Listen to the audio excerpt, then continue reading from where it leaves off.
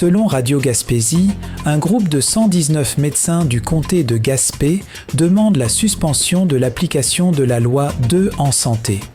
Ils se disent extrêmement préoccupés par les conséquences potentielles de la loi sur l'accès et la qualité des soins dans la région. Les enjeux soulevés incluent la démobilisation du personnel, les risques pour la confidentialité et la fragilisation de secteurs cruciaux comme les soins palliatifs et le suivi à domicile. La docteure Malika Cossette-Lavallée, instigatrice de la démarche, affirme que la performance devrait être mesurée par la qualité des soins et non par la quantité de patients vus, craignant que la loi ne fasse s'effondrer le réseau de collaboration locale. Elle demande au député Stéphane Sainte-Croix de porter leur message et au gouvernement de privilégier l'arbitrage.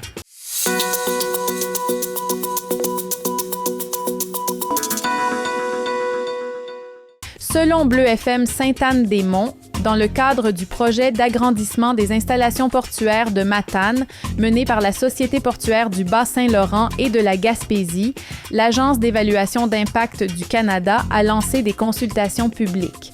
L'AEIC invite le public et les peuples autochtones à soumettre leurs commentaires en ligne d'ici le 10 décembre afin de préparer un sommaire des préoccupations qui sera transmis aux promoteurs. Concrètement, le projet comprend la construction d'un nouveau quai, la reconstruction et le prolongement du quai existant, ainsi que du dragage. Ces travaux permettraient l'ajout de 2 nouveaux postes d'accostage, dont un pour des navires de plus de 25 000 tonnes.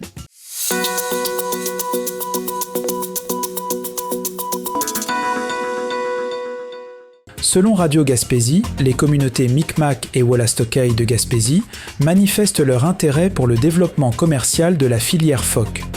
L'association, qui a aidé à organiser les États généraux du phoque, rappelle que l'espèce est centrale pour la subsistance des nations. Des enjeux structurels majeurs freinent toutefois le déploiement d'un volet commercial. Forts de leur expertise en relevé d'abondance, ils souhaitent étendre leur rôle à la réglementation et à la valorisation. Ils demandent l'accès à des ressources supplémentaires, notamment en infrastructure et en financement, pour consolider l'industrie.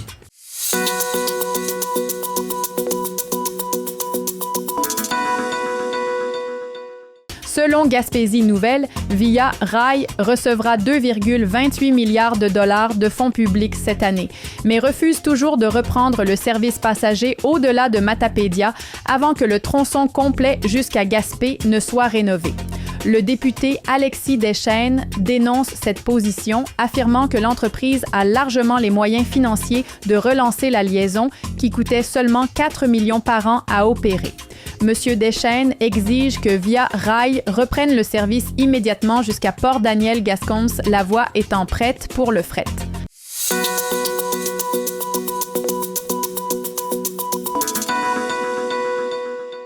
Selon Bleu FM Sainte-Anne-des-Monts, le festival en chansons de Petite-Vallée a dévoilé une première vague de sa programmation. Après Marjo comme artiste passeur, le festival confirme la venue de Pierre Lapointe et Lou Adrian Cassidy, couronné artiste de l'année à l'Adisque. Louis-Jean Cormier sera présent et les Charbonniers de l'Enfer signeront leur ultime tour de chant pour célébrer 30 ans de carrière. S'ajoutent à l'affiche les Gars du Nord, Montana, France d'amour et Vulgaire Machin. Le dévoilement complet du calendrier est prévu en mars.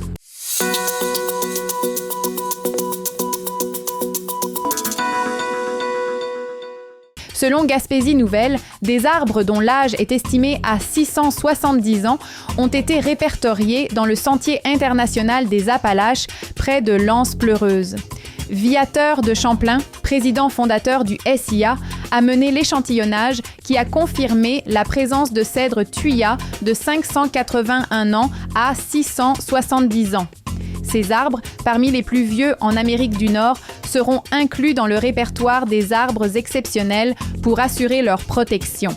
De plus, chaque spécimen portera une plaquette commémorative en l'honneur des naufragés de la goélette Swordfish.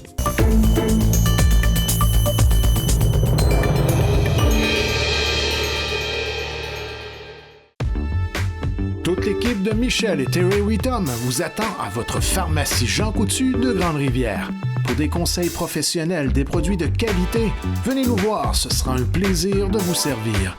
Des cosmétiques aux soins de beauté en passant par les soins de santé, c'est chez votre Jean Coutu de Grande-Rivière que vous trouverez satisfaction.